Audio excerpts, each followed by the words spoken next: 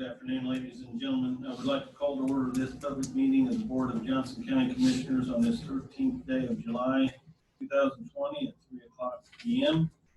Please pray with us if you would care to, and then we'll stand for the pledge of allegiance. Join with me for a moment of prayer, please. Dear Heavenly Father, we come to you again with so much thanks on our hearts for all that you do for us each and every day, the graciousness that you bestow upon us. Dear Lord, as we struggle as a nation with some of the civil discord we're experiencing, we just need to recognize that you have provided us with the answers for such situations. In two things: one, realization of your word that we are created equal; and two, a simple admonition to do unto others as we would have others do unto us. Lord, we thank you for the wisdom you give us. Be with us today and guide us in our decisions. In Jesus' name we pray. Amen. To the flag of the United States of America and to the republic for which it stands, one nation, under God, indivisible, with liberty and justice for all. Thank you. Sheriff's Office, Mid-America Health, Portable Dental Services. Good afternoon, Dwayne Burgess, Johnson County Sheriff. This is an agreement for the jail dental. It's a $50 increase from the last yearly contract of $2,150. It's going to be at $2,200. And if we would have a new healthcare provider, they're acceptable to them as well. And this will be pending legal review. I will be abstaining from this. You're abstaining? Commissioner Walls will be abstaining for You do dental work? personal reasons. Hope not.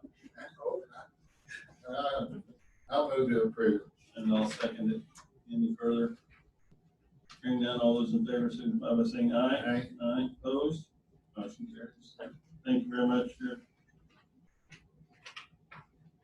Ratification of grant award by the Office of Judicial Administration. Hi, Brady Kirkendall, Court Administrator.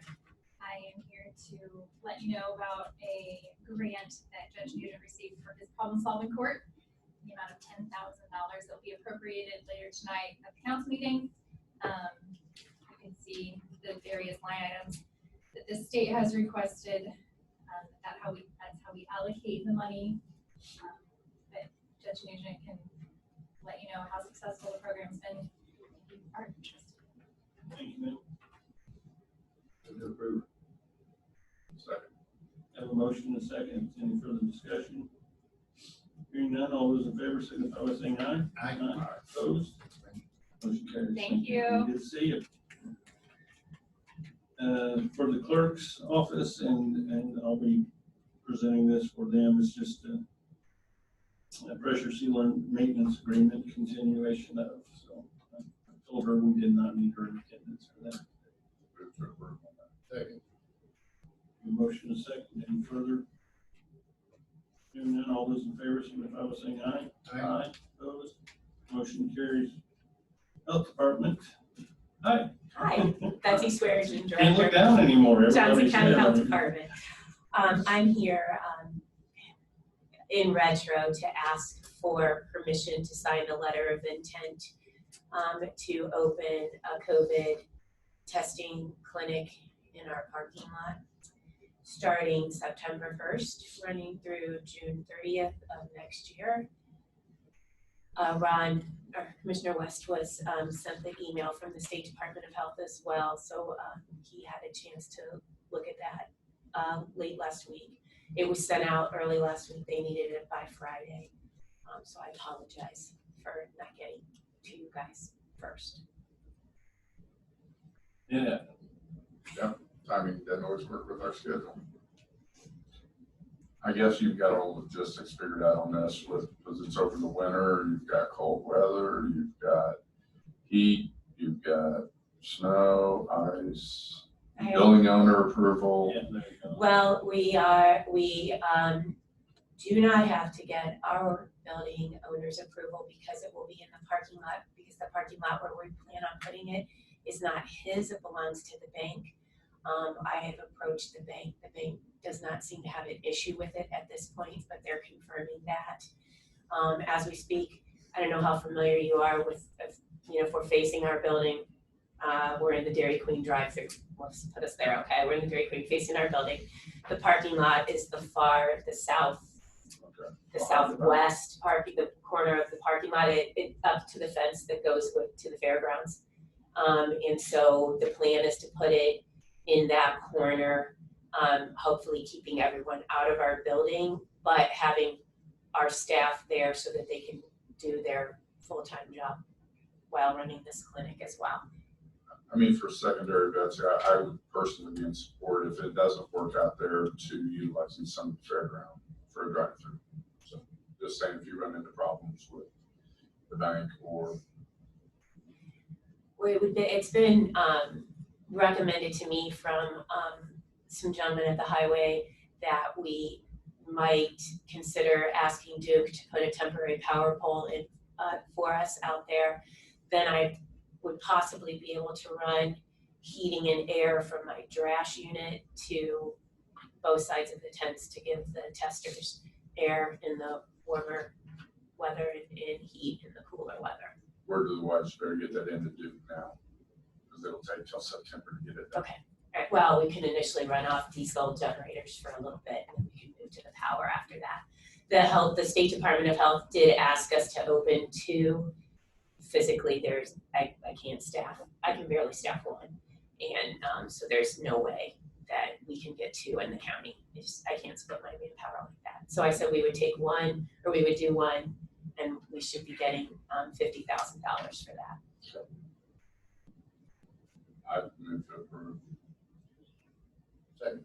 So, post on this, but it's okay. Have a motion as well, and then we're ratifying this. Ratifying. I have a motion second. Any further? Hearing none, all those in favor signify by saying aye. Aye. Opposed? Motion carries. Thank you very much. Animal control, several things. Good afternoon, Commissioners. I'm Michael Dell, Director of Animal Control. Thank you for putting me on your agenda today. I have a few things that we would like for you to ponder. First is an ordinance amending, I believe, changing the adoption fees. All right, well, this is in keeping with some of the vets that we use that have raised some of their rates. And so these aren't necessarily set in stone that every dog, say the adoption fee for every dog will be $150, because many of the animals we get might already be altered or vaccinated, which we can adjust the price down based on that. But this does take into account the realization that the vet that we normally use on exterminators has raised their prices, and that's VCA. Should the wording be maximum Yes, adoption fee shall be as It follows? says the adoption fees shall be as follows, and then under that it says adoption fees may be waived or adjusted at the discretion of the JCAC director. we're able to do that quite often, Commissioner West, because the animal might already be vaccinated, already be altered, already be microchipped. I'm gonna move for approval. Second. Have a motion and second. Any further? Just to clarify, that's first reading. First reading. Thank It's not you. on here. It's first reading. It says Yeah, it first does. reading. Is it? It's on Am I missing that? Yes. Oh, there it is. I got it. Gotcha. Spoiler First alert, the next reading. one's first reading too. Next one's first reading too. Have a motion and second. Any further discussion? Hearing none, all those in favor signify by saying aye. Aye. Opposed? Motion carries, sir. Thank you, Commissioners. The second item on our agenda for amending an ordinance is to lower the number of days that the animal stays at the shelter before it's considered property of Johnson County from 5 days to 3. This would accomplish several things. First, it gives us an opportunity to get the animal out quicker to rescues. Many of the rescues that we deal with are time sensitive, and the faster an animal is available, the faster they can, more likely they'll take the animal. Secondly, this puts us in line with most other shelters in the Donut County and surrounding counties that have a 3-day waiting period. And quite frankly, if someone doesn't come looking for their animal, in 3 days, there's usually a reason. They're not wanting to find it. We also have social media sites that we use, that we check for lost animals. We post all our animals that we find on our website and the lost pet alert. So a found animal or animal that comes into our facilities on multiple websites, multiple social websites for someone to reclaim. If the animal's microchipped, we typically hold that animal at least 5 days, if not longer. Or if we're able to make contact or we know who the owner is, we'll hold the animal longer and continue to try to make contact and return that animal to its owner. Michael, I just got one question. Yes, sir. This has no way, shape, or form have anything to do with euthanization of that animal. No, sir. Okay. No. I just wanted to clear that up for everybody in the audience. And Absolutely. There is a provision within the ordinances that allows us to euthanize an animal that's vicious or dangerous to the staff prior to the whole time before it becomes our animal. Quite frankly, I can't remember when. Can't remember last time that's been utilized. Yes, sir. Okay. I would move to approve on the first reading of this. Second. Have a motion and a second, first reading, any further discussion? Hearing none, all those in favor signify by saying aye. Aye. Opposed? Motion carries. Thank you, commissioners. Next, I would like to give a public recognition of some donations, considerable donations that came in for the Sarah Woods Fund in this last 12 months. Buster's Club from Shelbyville, the MSSC Riders of Franklin, the Eagle Riders of Shelbyville, all contributed and participated in Sarah's ride. And I'd also like to publicly recognize a certain individual who prefers to remain unnamed, who repeatedly astounds me with his generosity, who also made quite a donation to Sarah's Fund. And discretion prohibits me from mentioning this individual's name, but it's a remarkable individual. Please give Mark thanks, Mark. Yes. And then finally, we're going to move some money around. We had some open positions that we had to fill, and since those positions were not occupied for a period of time, we're going to move some of those monies in those line items to our operating expenses to cover upcoming expenses throughout 2020 fiscal. Grant, say okay. Move to council tonight. Move to, Yeah, that's enough. second. Have a motion and a second, any further discussion? Hearing none, all those in favor signify by saying aye. Aye. Opposed? Motion carries. Thank you, commissioners. Have a good day. Thanks, Mark. Community Corrections, Juvenile Division, Sub-Provider Contract with Children's Bureau, and G has been moved to July 27th agenda this fall. Second motion. This is us. Here we are. My name is Damon Cox. I'm the Assistant Director for Johnson County Juvenile Community Corrections. I'm here before you today to seek approval to be a subcontractor for DCS providing prevention services through Children's Bureau. The Children's Bureau serves as funds administrator for the DCS Community Partners for Child Safety Region 14. The MOU is a continuation of services that we have provided since 2011. It provides us with $40,654.04 of funding for our agency. I believe county legal has the agreement. There was an error that is being corrected. And we're just seeking your approval this time. I will also be abstaining from that. Move to approve. Second, any further? Hearing none, all those in favor signify by saying aye. Aye. Opposed? Motion carries, sir. Thank you. Thank you very much. Highway Department. Zero thing. You didn't have to sigh when you said that. Always. As a sigh of relief. Yeah, I'm sure.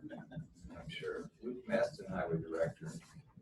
First item on the agenda is our recommendation to approve and execute an NDILTA agreement for the installation of railroad safety devices at 4 locations. You remember there were 4 crossings that were outside of the area of available funding for the other crossings that were being upgraded on the local Indiana line. These are in Blue River Township. So that because they're being funded with a separate pot of federal dollars, they need a separate LPA agreement. The estimated cost for the 4 crossings is $737,000, of which 90% will be covered with federal dollars. Can you give us the locations? Luke, do you have those firsthand? Yeah, so the County Road 700 East, County Road 650 South, County Road 400 South, and County Road 350 South. Thank you. All of the crossings north of there are And the other, portion of that line. I move to approve. Second. Have a motion and a second. Any further discussion? Hearing none, all those in favor signify by saying aye. Aye. Opposed? Motion carries, sir. I'm getting some of those done. I see they're putting in the superstructure, what do they call it there, Bushville. There's actually, as part of the other project, the concurrent project, they have several of those crossings already done. They've been working on those here this summer. So these would come shortly after that. Once we get the agreement back to NDOT and it gets executed, they'll issue the notice to proceed for these crossings. Next item on the agenda is our 2020 recommended road repair program. This is July 13th, which is obviously much later than we would like to have this program together. That was actually part of my plan for this year. Our revenue that we receive from fuel taxes is delayed by about 2 months, about 60 days. So I wanted to wait until we had some revenue in to try to do some projections for the rest of the year to see what kind of impact COVID-19 would have on our funding. Based on the numbers that I ran, I'm estimating a little bit shy of $500,000 in reduced revenue this year. However, there are a few places that I identified in the budget that I don't think we will expend everything we had budgeted in those line items. So ultimately, I'm estimating about a 7% reduction, 7 to 8% reduction in our annual work program for this year. So that's reflected in the summary sheet. That was the target number that we used to put that program together. The program includes a mix of chip seal, asphalt paving, crack seal, and rejuvenation, as well as some spot reconstructions of neighborhoods and concrete streets. So you're looking at under $500,000 in projected revenue loss. Correct. That would be across our MVH and LRS fund. Yeah. And that relates to 7%. So work reduction. That number minus the amount that I think that's going to be underspent in other line items this year, that resulting amount is about that 7% reduction.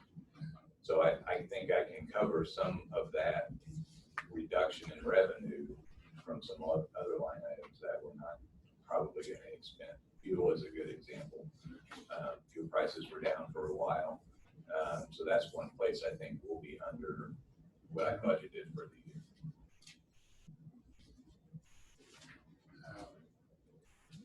As usual, your accounting just drives me crazy. I took this sheet, it took a while. Yeah. I solved it with hieroglyphics, believe it or not, Egyptian ancient hieroglyphics. We were hoping solved you this, would but I figure got that out. got to the bottom. A couple of things that I was going to ask you about. On that 12.5 millimeter, that's the surface mix. Yeah. What's the thickness you're applying that at? Is that an inch, inch and a half? 1.5 inches is the standard for an overlay. It was an inch a long time ago, but it's 1.5 inches now. Now, some of those, if you're calculating tonnages, some of those roads would include some wedging to try to smooth them out before we put the. Do you wedge by that surface mix? Yes, Or do you do?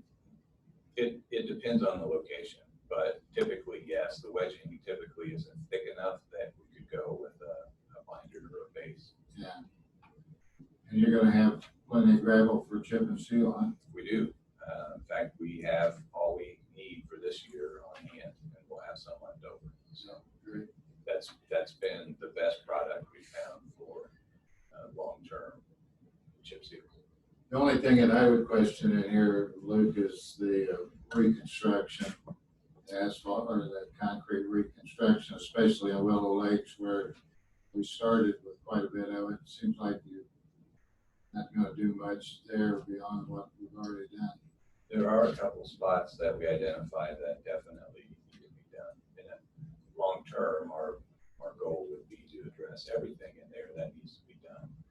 The roads that are on that reconstruction list outside of Willow Lakes are as bad, if not worse than the neighborhood on average. So they need help too. They need assistance too. So it's difficult to try to balance where to put that money.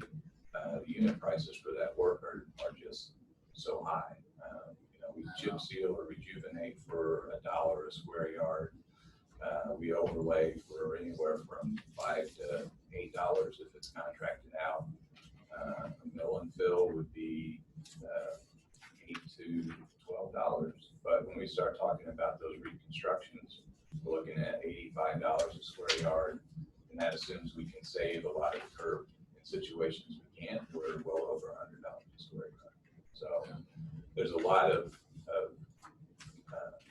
lower cost work that we're unable to do by having to do those, but they still need to be addressed. I was surprised I didn't see more Hunter's Point on here. There are a few concrete panels that we did not get to last year with our in-house work that I think was shown on that summary sheet. I don't Is remember. that considered in your carryover? Yeah, that's the carryover. Any of the concrete panel work that we tried to get in the program last year but ran out of time, that will be done this year.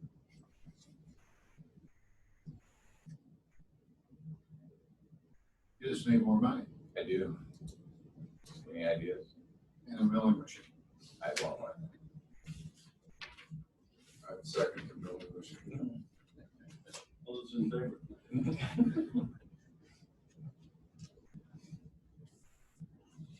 Motion. I'll make a motion to go ahead and approve the road repair program for 2020. Have a motion and second. Any further? Hearing none, all those in favor, signify by saying aye. Aye. Opposed? I was gonna ask you, maybe on the wheel tax, why do you show any decrease in revenue on wheel tax? I would assume that would be up because. Well, honestly, I was kind of surprised to see that too. So the biggest hit in projected revenue is obviously from fuel tax. Right. LRS, the numbers that I based the comparison on is what I had projected that we would receive this year. Not necessarily what we received last year, but at that projection, that's what we budgeted towards, and that's the important number. In MVAs, there's a pretty significant drop, and that is really wholly based on lower fuel tax or fuel purchases and less fuel tax. Wheel tax is interesting because it's based on vehicle registration. Right. But there was a 20% drop in revenue in, I believe it was May, either April or May, in the wheel tax, which surprised me because that is not related to fuel taxes and where you would normally anticipate seeing that drop. So I'm wondering if there was just a delay in people doing their registrations, or if people financially were just not able to do it on time when they normally do. Yeah, the BMVs were closed, for a period of time, but even at that, the existing vehicles would be comparable to what was out there last year, so I was just kind of trying to figure out how there would be a reduction there at all. Yeah, there was a 20% drop. I'm pretty sure it was May. I would have to Hard look to at the imagine. spreadsheet. But I couldn't, I'm just like you, I couldn't really relate that to anything. Unless there were just that many people that wanted to wait and do their registrations in person rather than online, which could be it. I think that's a fluke. I mean, I don't see that being a trend for the rest of the year, just by the nature of that revenue source. Just curious. Great minds think alike, because I thought of the exact same thing. Last item on the agenda today is our recommendation to approve ordinance 2020-0-5, the county's weeds and vegetation ordinance. Primarily, the changes identified in this ordinance will shift the enforcement from the highway department to the planning department, which is probably a much better home for this type of ordinance. There are a few minor changes or clarifications, nothing really substantive in it. I would anticipate that there are some other issues that probably need to be specifically addressed to make enforcement of this smoother. But it was my recommendation that planning get some experience enforcing the ordinance, at least to the end of this year. And then if there's any modifications we want to make, we'll probably try to do that next year. So did you subcontract that work out before? Correct, yes. You didn't self-perform? No. Because I could see David out there as a weed whacker trying to get some of that knocked down. Probably would be beneficial for most of us. We have a few if he wants to borrow one. So. Still makes a really nice battery pack one. Yeah. Lasts a long time. So, Birthday present. you know, the weed ordinance has been a controversial thing for a number of years. Not only the ordinance itself, but the ability to enforce one thing and another. So has most of it just brought your attention by people complaining and then you respond? Is that how, so you're not going out and doing personal inspections trying to look for it? No, we base any of our responses on, under the ordinance, any inspections on calls that we receive or concerns that we receive. And realistically, we don't have the people to put towards going out and looking for violations. Realistically, we're probably the only highway department in the county or in the state that currently has this ordinance or this type of ordinance under. It's unusual for the highway department that mostly deals with roads and right of way to be also dealing with private property ordinance violations. Doesn't noxious weeds fall under your township trustees? So noxious weeds aren't part of this ordinance. This is, that's noxious as defined by state statute, so Canadian thistle, that kind of stuff. This is just basically high weeds and rank vegetation. There's separate statute that applies to those, and yes is the answer to that. That typically falls under the township trustee. Because I know they only really will deal with that if there's a complaint. Also, they don't go out and inspect. But I know if you drive around the county, you see a lot of thistle that's growing up in areas. I didn't know if someone could call and complain about that, if that would be something that the planning and zoning would get to the trustee, or would they just take care of it? So normally, if we would receive a call, we would forward that on to the trustee if it had to do with noxious grass and weeds. Yeah. That's kind of important, because I know we got a lot of this growing out there. I went by several huge patches yesterday and just all that wind blowing it around. Oh my God. State's the biggest offender. They are. You got more Canadian thistle on the right away along the interstates than you do in the everywhere else. It's pretty good patches along 44. So one probably important change to point out is just the notification period for violations and the amount of time to address them. That's always been part of what has made this ordinance difficult to manage. Is 2 separate mailings were required, which means 3 at the minimum, 3 site visits and inspections. Those had to be sent certified mail. That's well above and beyond what is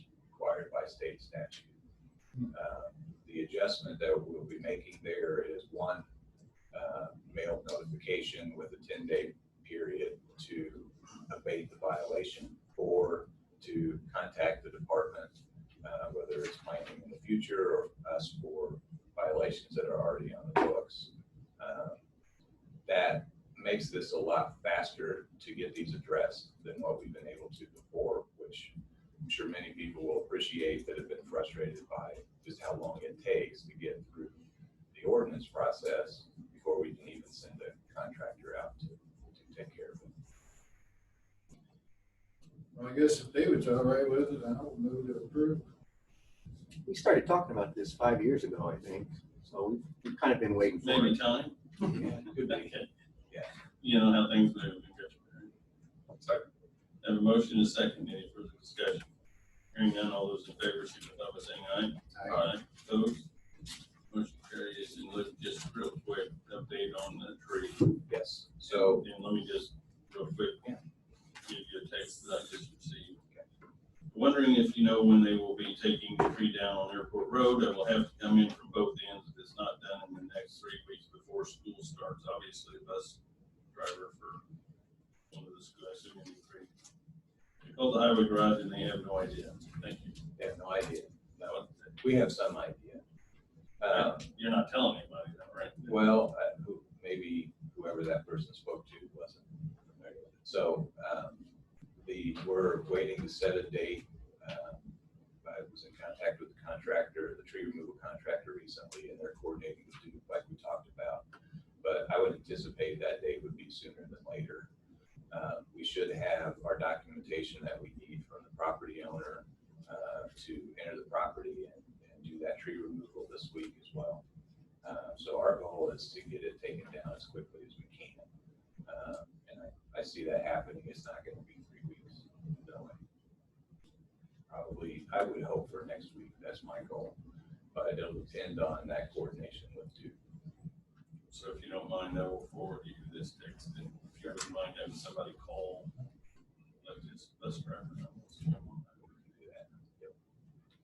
And then we've been in contact with, there's a question of what do we do with the wood to commemorate the tree? What are our options? So I've reached out to the local woodworker. We're going to probably have a conversation in the next couple of days about we're probably going to have a conversation in the next couple of days to see what is realistic for that particular type of wood. I think sycamore doesn't lend itself to as many project types as other wood does. So It's really wet. It's going to dry out and crack and fracture. That's the way they're made. Because I have several, so I know that. But and I did tell you I got a couple people that have emailed me saying they would like some pieces of that. So I assume we're going to keep all of it anyway. Yeah, for a period of time. everything that can reasonably be used, we're going to keep. Megan at the park has offered up some space that they have free in one of their barns, so we'll have it covered at bare minimum while that's determined. So the path of getting it down and the path of what do we do with it are both happening concurrently, but I would imagine what do we do with the path will be figured out later as we get a better handle on what our options are. Thank you. I appreciate that.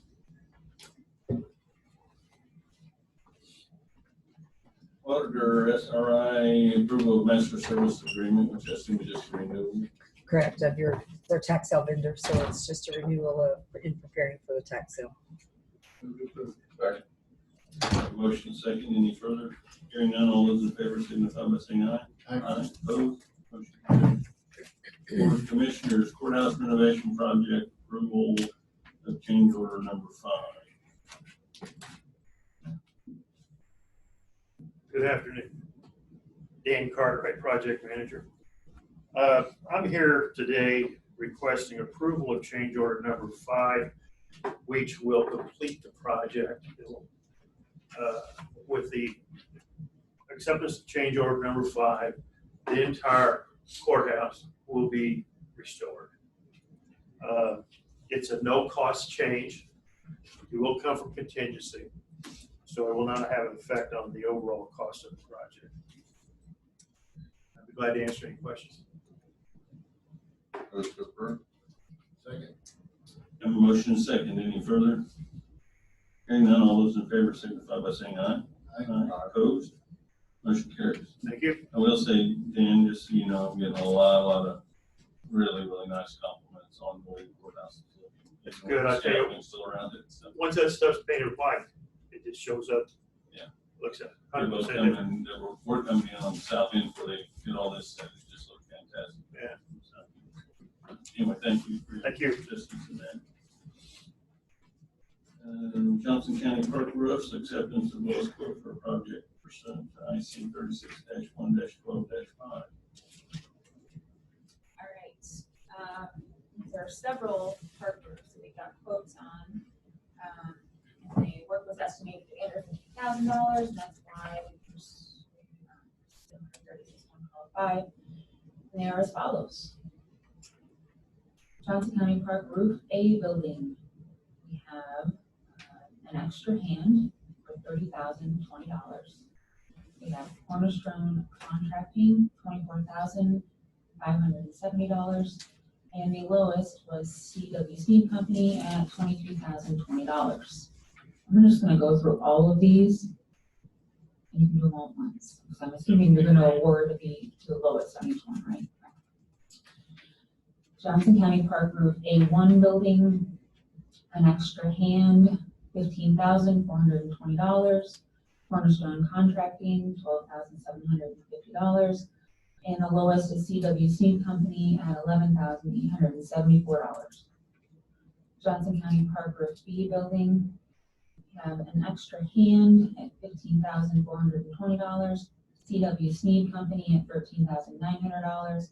And the lowest was Cornerstone Contracting at $12,750. Johnson County Park Roof B1 building, an extra hand, $15,420. Cornerstone Contracting, $12,750. CW Sneed Company, $11,874 was the lowest. We have Johnson County Park Roof IEA building, an extra hand, $15,420. Cornerstone Contracting, $12,750. And the lowest is CW Sneed Company at $11,874. Johnson County Park Roof D building, an extra hand, $30,020. Cornerstone Contracting, $24,570. And the lowest CW Sneed Company, $22,149. Johnson County Park Roof E building, an extra hand, $30,020. Cornerstone Contracting, $24,570. And the lowest is CW Sneed Company, $22,149. Johnson County Park Roof F building, an extra hand, $30,020. Cornerstone Contracting, $24,570. And the lowest is CW Sneed Company at $22,149. Johnson County Park Roof G building, an extra hand, $30,020. Cornerstone Contracting, $24,570. And the lowest is CWC Company, $22,149. Johnson County Park Roof H building, an extra hand, $30,020. Cornerstone Contracting, $24,570. And the lowest is CWC Company at $22,149.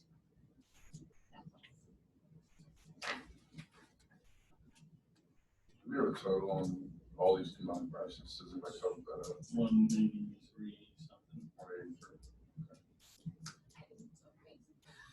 I guess with all seeing this, Sneed is lowest bid on 99% of them, and there's one that they're not low bid on.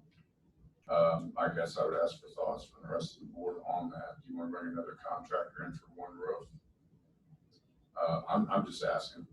It was bid out the way it was bid out because we didn't know if we had the funds to cover all of the roofs. So that gave us the option to Opt out of omit certain roofs from, yeah. I wouldn't advise you just to combine them. I assume we have this in the budget, in the bond. Yeah, that's our max right now. That's I guess that would be my only question. I mean, if you want to put one more contractor in on one roof only. Probably, I think, since I've been the one dealing with all that work out there most of the time, Commissioner, I think probably what I would like to do is just make contact with the one low bidder that was not Sneed and see if he's still interested in doing it. If he is, let him do it. Okay. You know, Cornerstone. if he's still interested, and they have done a little bit of work out there, so they're familiar with the area. So No, I think that would be fair. I would move for approval on this and let Brian move forward with this and negotiate out the one low bid difference that we have. Not sure about how you negotiate it out. If they were low bid, they're a low bid, right? Well, if they looked at doing the whole project, I mean, when you do multiple projects, It's layer not projects, a whole project, though, it was separate projects. individual, but it's still one site location. So I'm just asking. If in fact they don't want to do it, then if one of the other two contractors want to do it for the same price, we could let them, one of them do it this way. That's what he's saying. So that basically we're just moving to accept a little bit on each project. Yes. Second. Have a motion and a second to accept a low bid on each project. Any further discussion? Hearing none, all those in favor, signify by saying aye. Aye. Opposed? Motion carries. The downside of this is the last 4 rows left out there that need to be done total just about as much as the 10 we just approved. That's just a lot of money in those buildings out there. Those are big buildings, some of them. So anyway, just so you know what's coming up in the future, those 4 still need to be done. Acceptance of lowest quote for a project pursuant to IC 36-1-12-5 sneeze guards. Real quick, the last one. Hopefully. There are 3 quotes again for a project under $50,000. Looks like we solicited quotes from Carpenter Plus and did not get a response. Also solicited from Duke Commercial. The amount of quote was $4,399, and the low quote was from CKB Finished Products at $2,825. I'd move forward going with CKB finished products. Second. Have a motion and a second. Any further? Hearing none, all those in favor signify by saying aye. Aye. Opposed? Motion carries. Etika Group, investigative analysis. Dan Cartwright, project manager. We have done a thorough investigation of the juvenile detention center and have shared a lot of information. Jason and I have both been involved in it since the start of this. One major problem over at the juvenile detention center is the filling of the brick. The exterior facade on the west side of the building is failing real bad. It needs to be addressed. If it's not addressed, there could be some major water damage or possibly structural damage. In order to really evaluate that, I reached out to the Etika Group. Etika Group is an architectural engineering firm that specializes on building envelopes. So I'm here today recommend approval of a contract with the Etika Group to evaluate what the cause is and what the possible solution is. And the amount's $2,500, $2,400. The amount's $2,500. Hey, Dan, I'm gonna ask a couple questions on this. Is this inclusive of everything going on in there, or is it just the brick exterior? This is just the brick exterior facade. And I know there was some other issues. The roof, I know, has some problems. Is that gonna be an additional cost on top of this for them to look at, or is that been? Well, I don't think we've already had a roofing contractor over there that has analyzed that. Okay. So I don't think there's gonna be on the outside engineering or architectural involvement for a roof replacement. And there's also boiler replacement that needs to happen over there. All that's been already looked at. That's already been looked at. There hasn't been any evidence of infiltration of water into this building. There's a little bit there's a little, from the roof, yes. Are you asking? I'm asking from the facade. Oh, from the facade, just one spot, it looks like there might be, but we don't know what's going on in the cavity between it's concrete block, brick, and that airspace quality. The bad thing, what's really strange to me, and I've never seen this happen before, is the brick is coming in, it's not going out. So at the bottom of at grade level, okay, the brick is flush with the other vertical surface where it should be. But you get up the top, which is 25 foot or so, that brick might be in that much. I really believe it's a lack of control joints, exterior control joints. That building is 30 years old, and it has very limited exterior control joints. It's got so few, I'm just really surprised. Yeah. The mass amount of brick on that face and just those few control The joints. ones I've seen aren't in good shape. It's just amazing. It really amazes me that brick's coming in. I mean, you're a builder, Yeah. so you know, it's the subsequent, it seems like the wall ties wouldn't allow it to move in. You check the interior walls on this too. Are they Yeah. clean? Are they straight? They're straight. So it's in that air void. Yeah. But we need the professional. Snow. I'd move for approval with Etika. That's how you said it. Pending receipt of insurance certificate. Pending. And pending I was gonna legal. get that one, yeah. Review. Second that. Have a motion and a second pending receipt of certificate of insurance. Any further discussion? Hearing none, all those in favor signify by saying aye. Aye. Opposed? Motion carries. Dan, on your estimate sheet here, did you propose this?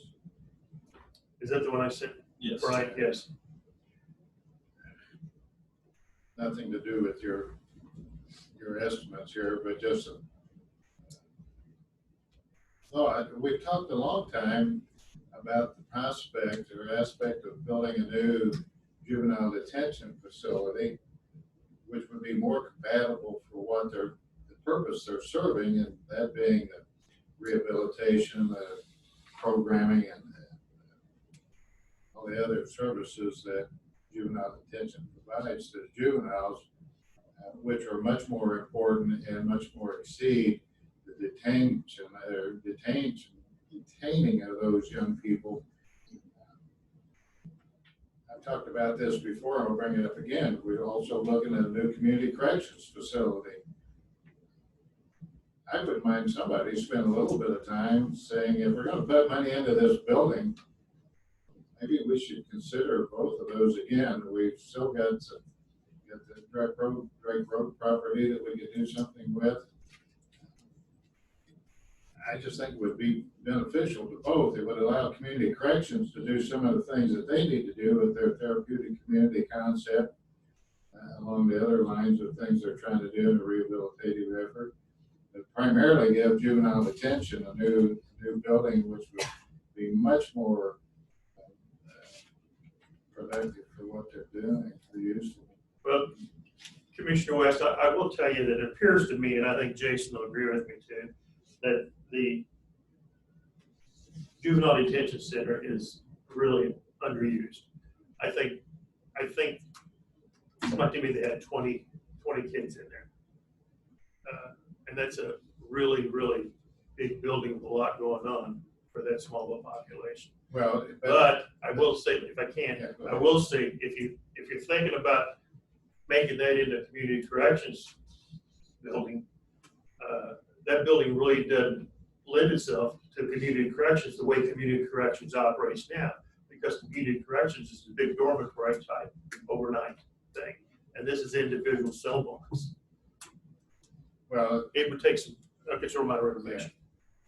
the juvenile detention, their numbers are really more comprised of juveniles that come and go on a daily basis. And not The juvenile court is very busy there, yeah.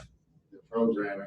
As far as community corrections, that's what they're trying to get away from, is the barrack style kind of housing that they're currently experiencing out there, which is not beneficial to the people there nor the control level. So, I just think it'd be worth looking into again. Yeah, we started talking in the past 4 years ago or so about, maybe even a little longer than that, about some separation, so, I agree with Commissioner West, I think it would be worth looking at, especially with that Drake Road property sitting there and the need for a new community corrections building. Because I think we're gonna put close to probably 800 million into this building for these repairs and restructuring and redoing of some of the inside. I think for less money than building a new community corrections building, we can renovate that building. And the ability to use Drake Road in a facility there, we can still also put some much needed space in there for some other things that we need as far as other entities that could possibly move into that Drake Road building. So Yeah, I think it's worth some thought. And I know you've done a study I on the agree. Drake Road property before, so I think that would be just updating the study maybe on the use of the Drake Road property for something other than what we were looking at. I think could be money better spent than what we're looking at now. To make all the repairs at the juvenile detention center is gonna be a considerable amount of money.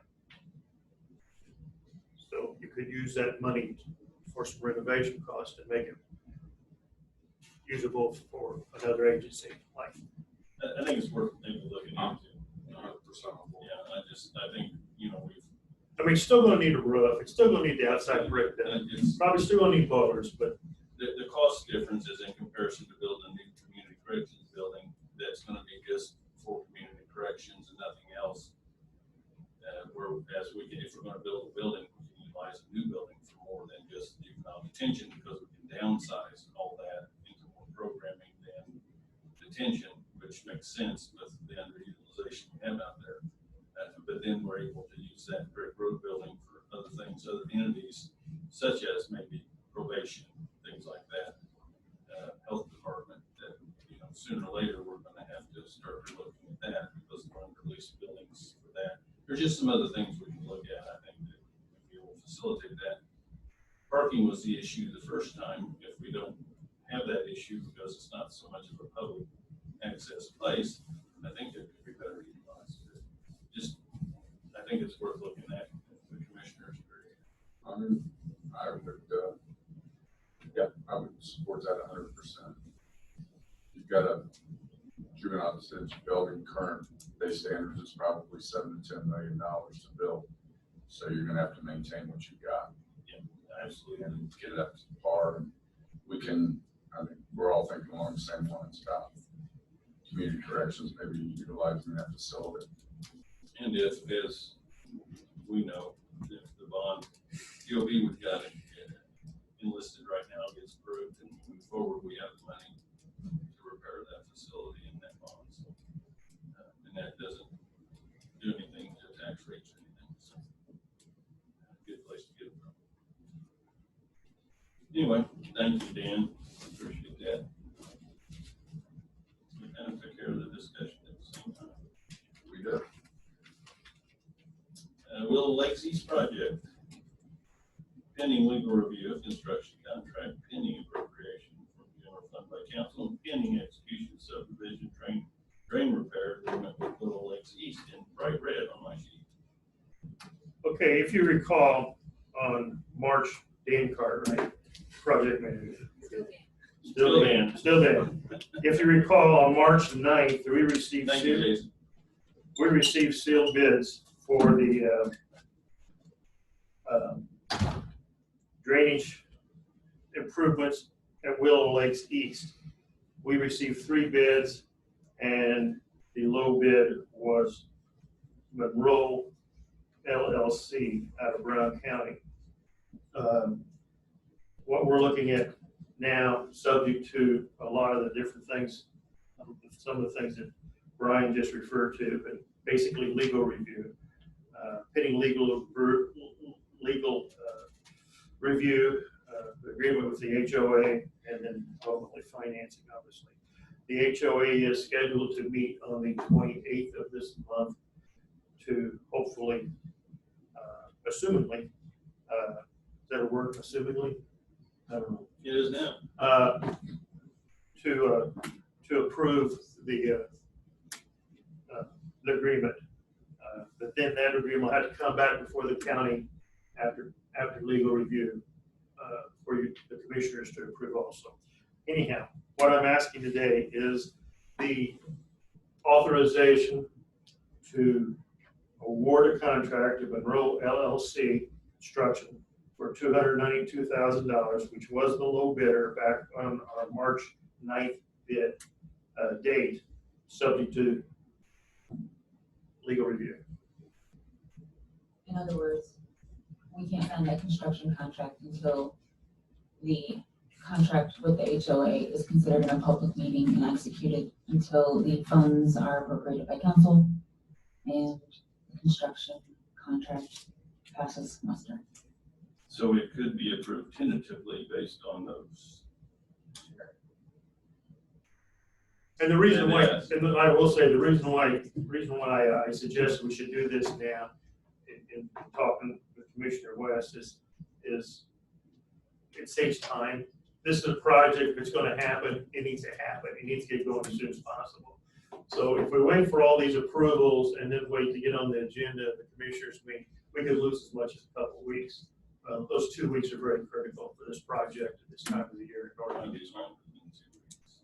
Anyway, that's government move. just trying to get ahead of it a little bit.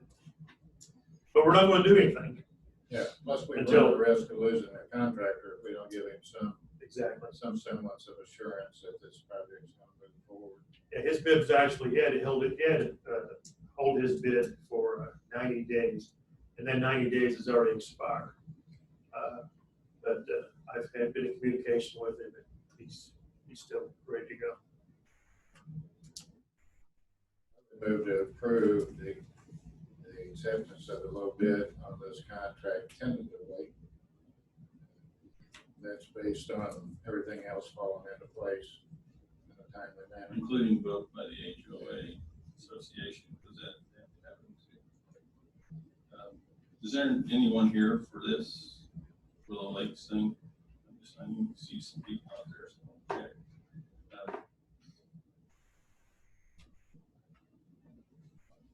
So, okay. And what I wanted doing this, and I want to make sure that it's understood.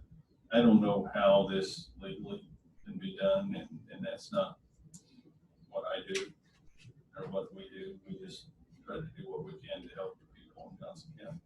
But I will say this, being a president of an HOA for 2 years and a new HOA, it's tough sometimes to get people to do the right thing.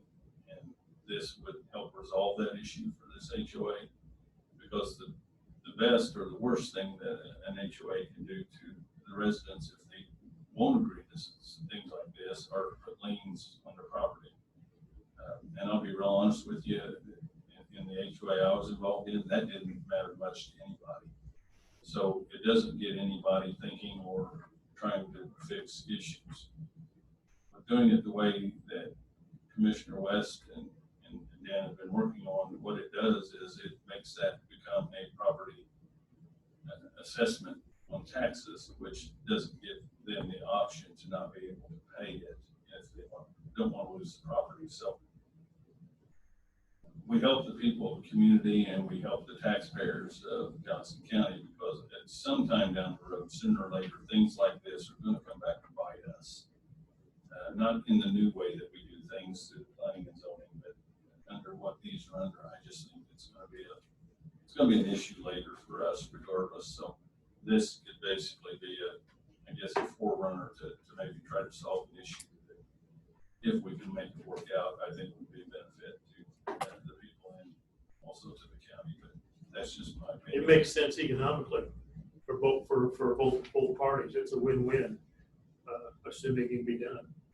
Being the president of an HOA was the worst thing I ever did in my life. I resigned over an issue such as this. I'm trying to get people to cooperate and making the subdivision what it should be. So I have a little empathy toward that. So I understand. I think this is the first case, that's it, Ron, since the bill was passed, or Commissioner West? Yeah, we've been 2 years in trying to get to this point on this particular project. Actually, it goes well beyond that, but 2 years since the House Bill 1155 was enacted, and it's on a 3-year trial basis. So we kind of need to get, and of all the projects we would do first as our model project, this was enormous. And we had never, in the beginning, had any idea we'd do a project of this magnitude. But it is what it is. We got an awful lot of time and work invested in it. We get this project done, and we're able to clearly demonstrate the benefit of House Bill 1155. I think you're going to see a lot more projects coming on board going down the road, not only in our county, but in other counties all over the state.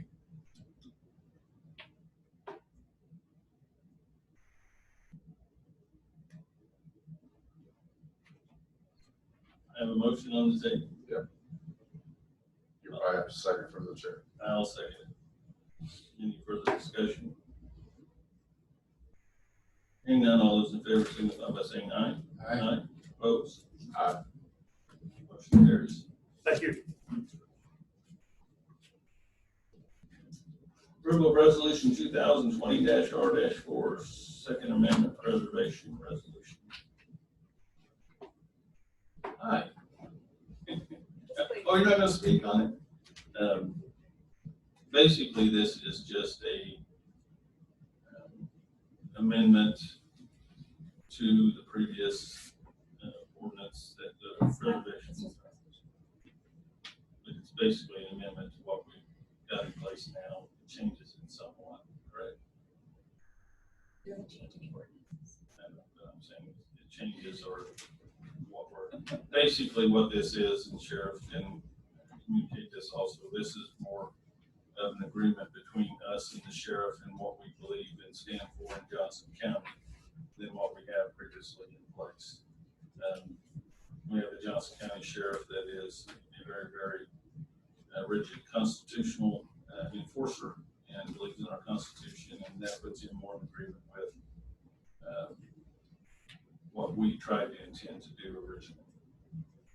That's what this is about. So, I'll leave it there. Move to approve. Second. Have a motion and second. Any further? Hearing none, all those in favor signify by saying aye. Aye. Opposed? Motion carries.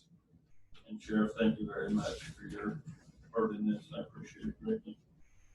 Ordinance number 2020-0-6, amending ordinance number 2000-03 regarding toy vehicles and recreational vehicles. And that's hard to get out without laughing. But anyway, go ahead. Do you want to? Or I can. I can take it. Or Sarah can take it. Sarah will do it. We don't hear from Sarah much anyway. Let's Sarah give her a Hefner- chance. Not tall enough for this. Sarah Hefner, Assistant County Attorney. So this is just an ordinance to amend ordinance 2000-03. It allows for, so the original ordinance prohibits toy vehicles and recreational vehicles on county property. This allows for properties that are leased by the county if the lessor or lessee adds a bicycle rack to that property. They are allowed to have toy vehicles, well, really just bicycles and tricycles on their property in the vicinity. Would big wheels be included in that? I mean, we I could just got my granddaughter one. That'd be great if she could park it over there. probably allow big wheels as well. But they're just allowed in the immediate vicinity of the bicycle rack. The only thing I gotta say about this, I mean, I understand it, because some of the, I'm bringing it out public, the skateboarders that use our handrails as jumping tools, ramps, And or limestone. and our limestone, so they just slide down if they damage the stuff.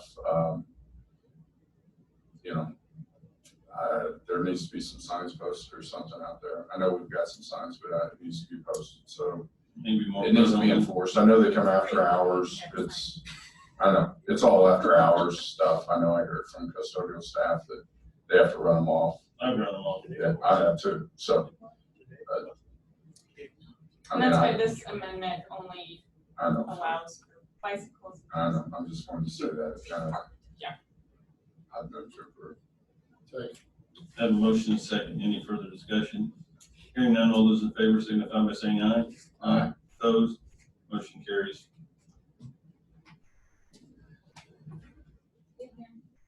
We are approval of settlement ACH. Move to approve. Have a motion and a second. Any further? Hearing none, all those in favor signify by saying aye. Aye. Aye. Opposed? Motion carries. Barnes and Thornburg LLP General Obligation Bond Series 2028 Bond Council, which is for a new upcoming bond. Move to approve. Second. A motion and a second. Any further? Hearing none, all those in favor signify by saying aye. Opposed? Motion carries. Peters Municipal Consultants Ltd. General Obligation Bond Series 2028 Municipal Advisor, same issue. Move to approve. Second. Have a motion and a second. Any further? Hearing none, all those in favor signify by saying aye. Aye. Opposed? Motion carries. Johnson Memorial Hospital Board of Trustees, board appointment, and David Boyce. yes, I would move to approve. Did you mention it? Dr. David Weissman. Yeah, second. have a motion and a second. Any further discussion? Hearing none, all those in favor signify by saying aye. Opposed? Motion carries. Discussion of economic development fees ordinance. Okay, you want me to leave? Okay. I'll remind you that you are working in your capacity as commissioners today and not as RBC members, because I know that'll be a line you toe, okay? It is. So with regard to what you have control over as commissioners, there was an ordinance promulgated back in 2005 that established an economic development charge from developers of residential and commercial real estate. The auditor's office actually takes care of the administration of this ordinance. And the money in the past has gone to the Johnson County Development Corporation, which of course, the Greater Greenwood Chamber of Commerce has merged with and into Johnson County Development Corporation, and now they are Aspire Johnson County. That is a little bit of a change. The ordinance allows for the disbursement annually on February 1st and August 1st of these fees that are collected throughout the year.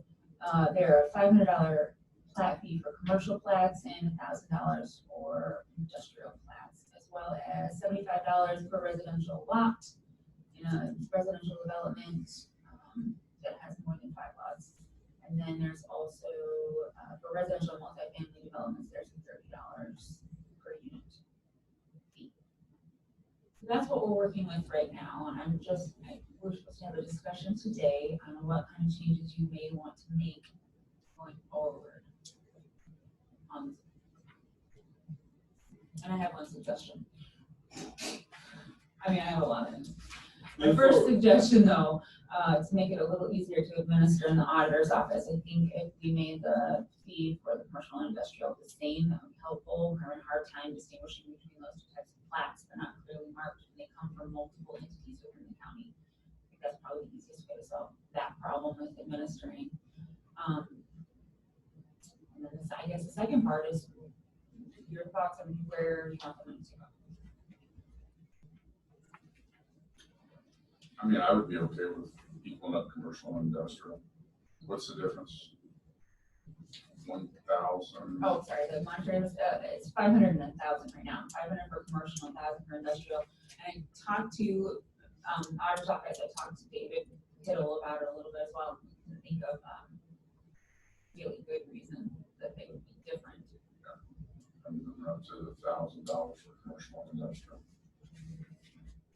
That would be on the fee schedule. I don't know if you want to wrap this into one motion or if you want to do 2 separate ones, or just clear Well, it out. I really I'm looking for some guidance on how to proceed, because eventually what will come to you is an ordinance amendment. And we'll have to formalize it that way, but I'm not presenting that to you today, because I wanted to. So just want to Just know about thoughts here. approving anything, just giving some discussion. It was on for discussion. I would like to see those funds go to the RDC.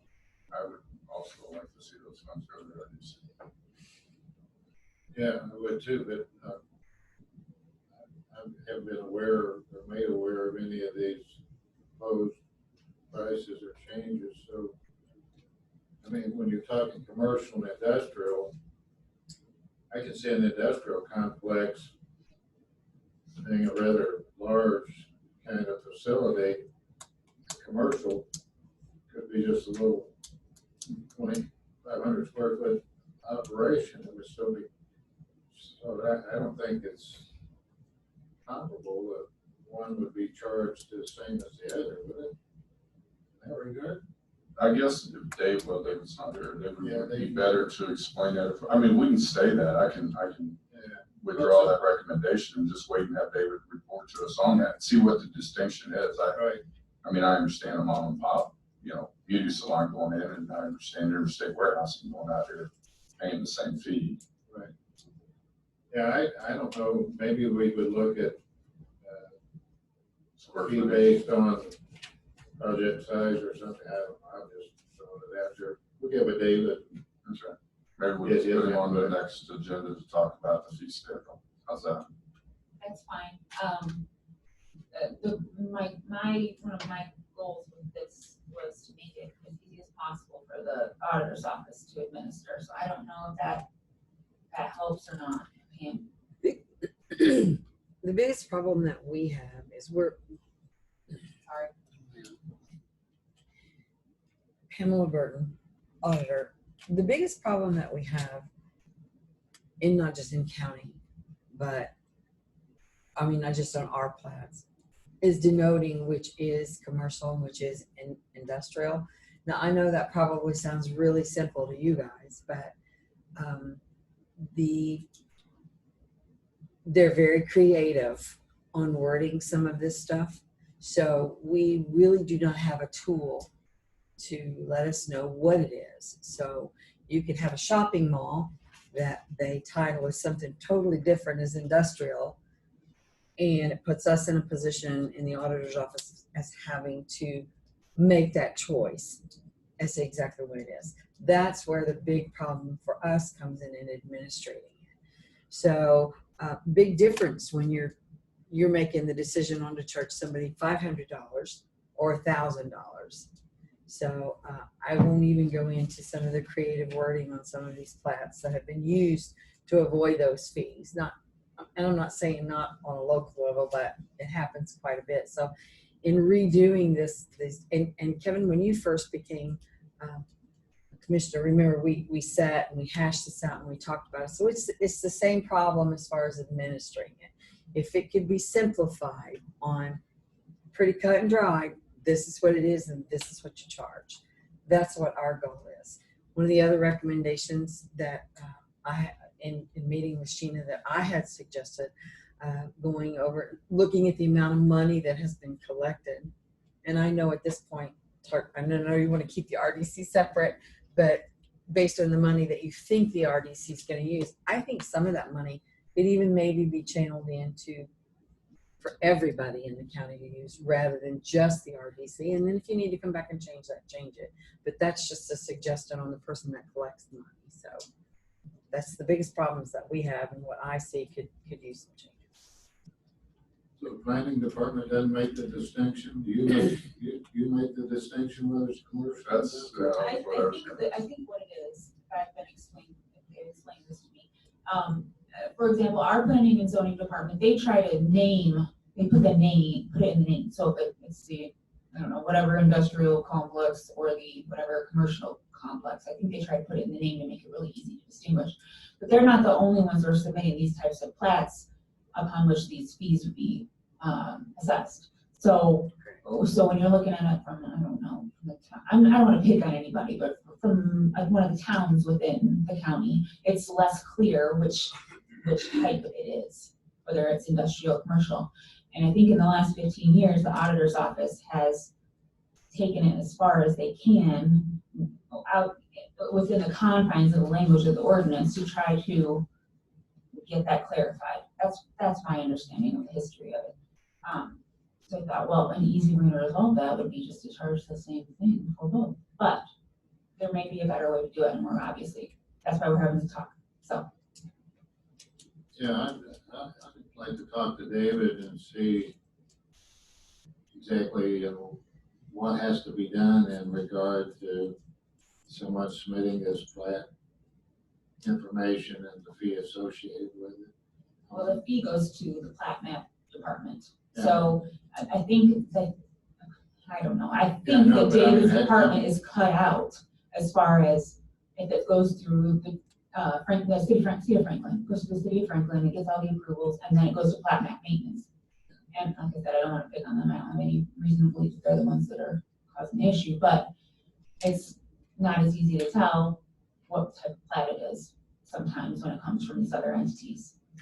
And again, without pointing any names, or I don't want to get myself in trouble with any engineers or developers or planning and zoning departments, but they can get really creative on hiding the fact of whether it's going to be commercial, industrial, and if the verbiage isn't there based on the ordinance that we have.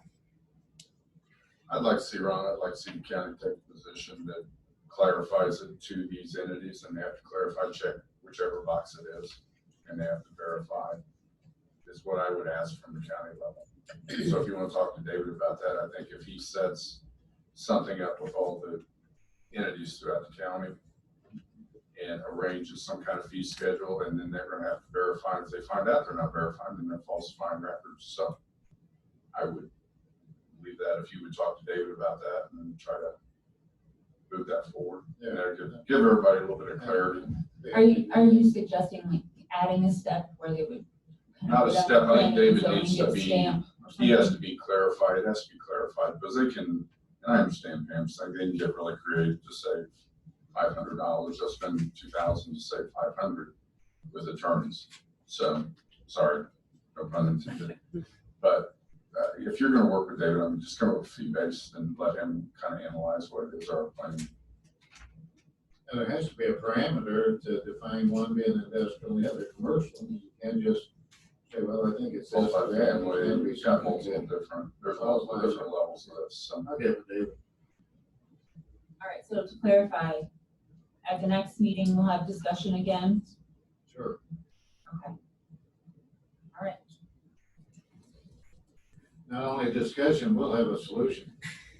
And that's fine. I just want to make sure you weren't anticipating that you would pass the ordinance at your July 27th meeting ahead of the August 1st disbursement date.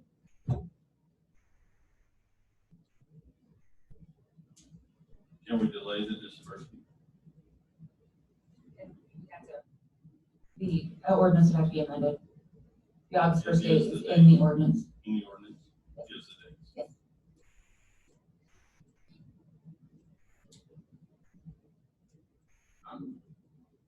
I'm good with moving to RDC. All right, there's a couple, go ahead. I was just gonna ask if it could be done in twofold.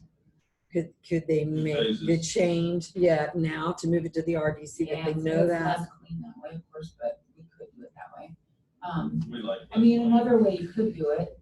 What's that? We like less. Yeah, make it as messy as you can. You get to that.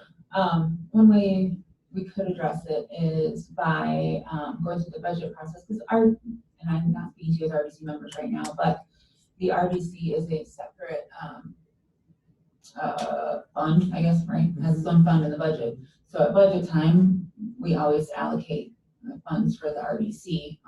So for 2021, we just go through the budget process and allocate those funds, and then clean up the means of funding that going forward. So rather than dispersing it twice a year, change that ordinance, it'll just be budgeted it. Yeah. That would allow for the August disbursement to the JCDC. So you tell me what you want to do, please. I'd like to see one go to the RDC. Starting this year, starting August 1st. That's what I would like to see. Is that a motion? I'll Doesn't make need to that. be, It doesn't need to be, it's just doesn't need to be, consensus. you have to amend your ordinance. All right, I have notes. Anything else on that? Sorry for creating more work.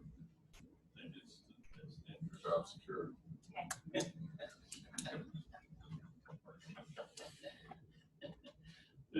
Okay. Noon business claims. The only thing I saw in claims was kind of a curiosity is that park paid the Department of Revenue, Indiana Department of Revenue on sales tax, $543.59. Sheriff, did they collect sales tax on camper fees? Do you know? I do not know. That's about the only thing they're doing down there, really. I can't imagine how they would collect $543 in sales tax Plus, money. it deals with the horse park, and they do have to collect Do they have taxes on any? that. Keep it down there for any? Yeah, they've got some vending, but it wouldn't be, I wouldn't think, I would think it'd have to be connected somehow with maybe horse stuff. But even the horse thing, that the vendors are private individuals. The park doesn't have anything They to do don't with that. sell like, sawdust or. No, they do, they sell bedding. They do sell bedding, that could be it. But anyway, that's the only thing I had on claim If you right think now. about it, bedding, I mean, they probably go through a lot of bedding, that could be that amount in sales tax. Well, they do, yeah, when they have significant size. Well, they had a horse show in there this past weekend. That could have been, but that's an awful lot of, 540 anyway. I can call them that. Yeah, let's do that. I move to approve. Second. Have a motion and a second. Any further? Hearing none, all those in favor signify by saying aye. Aye. Aye. Opposed? Motion carries. Barbara, can you make a note? Yes, make it out there for me, please. Thank you. Commissioner minutes, 6/8/2020, 6/17/2020, special meeting, 6/22/2020, and 6/23/2020, special meeting. Second. Have a motion and a second. Any further? Hearing none, all those in favor, signify by saying aye. Aye. Opposed? Motion carries. And to that, any public comment? I know we've got people here.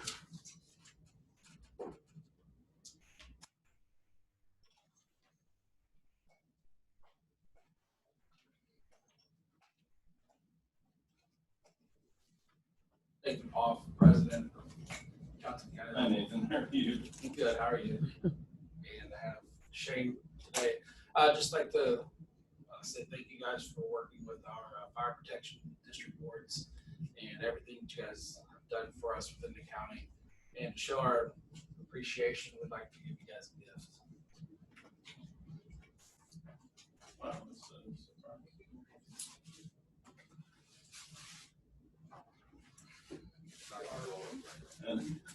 Full. It's a tracking device. It's a tracking device. We won't tell anybody. So working with Yeti, I don't know if anybody knows who Yeti is or what they do, but we had some tumblers put together to kind of symbolize our appreciation of you guys and what you do for your public servants here in Johnson County. And to symbolize that, we had these made with our organization's crest and partnering with your titles and names to show that partnership and the commitment we have to building this relationship and strengthening it for both our full-time members and the residents and members of this great community here in Johnson County. So Commissioner Walls. Yep. Thank you very much. Thank you.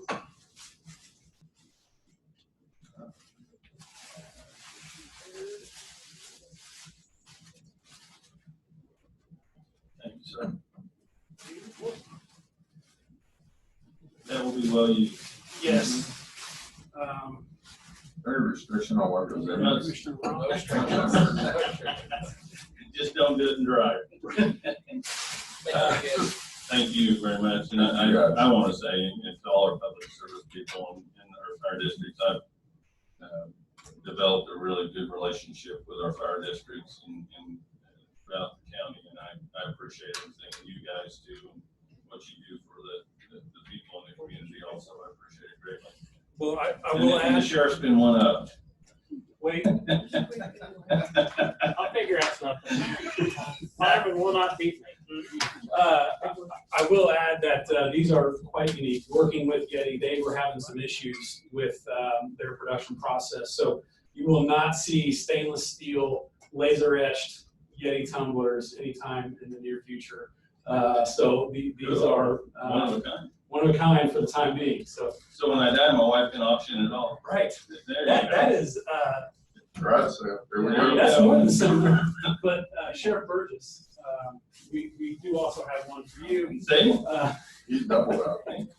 I got you into the game. But we want to thank you as well for being an ally and a friend. So Thank you so much. enjoy, and you guys have a good afternoon. Thank you very Thank you much. very much. Very humbling. I appreciate that. Good people. We have good people in Johnson County. I love it. Anyway, Any other public comment? any other public? We got Mr. Pruitt here. Move to approve. I second your approval on that. Move to approve to adjourn. I go for that too. Have a motion, have a second. We're adjourned. Thank you.